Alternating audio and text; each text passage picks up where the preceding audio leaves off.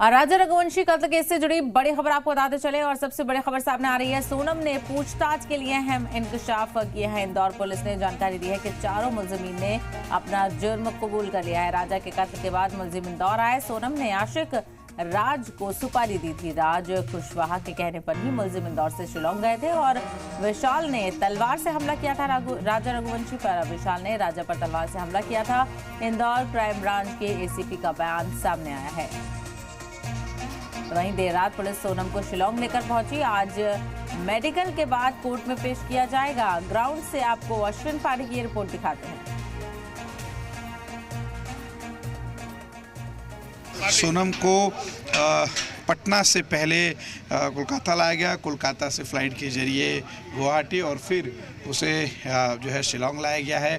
बाकायदा उससे तमाम पूछताछ होगी, तमाम जानकारियां ली जाएंगी कि कैसे इस हत्याकांड को अंजाम दिया गया।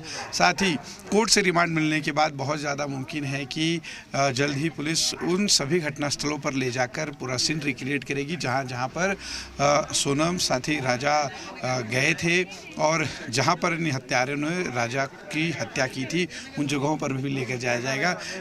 सोनम के अलावा बाकी जो आरोपी हैं वो भी सुबह तक आने की उनकी संभावना है, जिसके बाद इन्हें कोर्ट में पेश किया जाएगा सभी आरोपियों को और फिर घटना का रिक्रिएशन किया जाएगा। कैमरा पर्सन नरेश के साथ अश्विन पांडे, जी मीडिया, शिलोंग।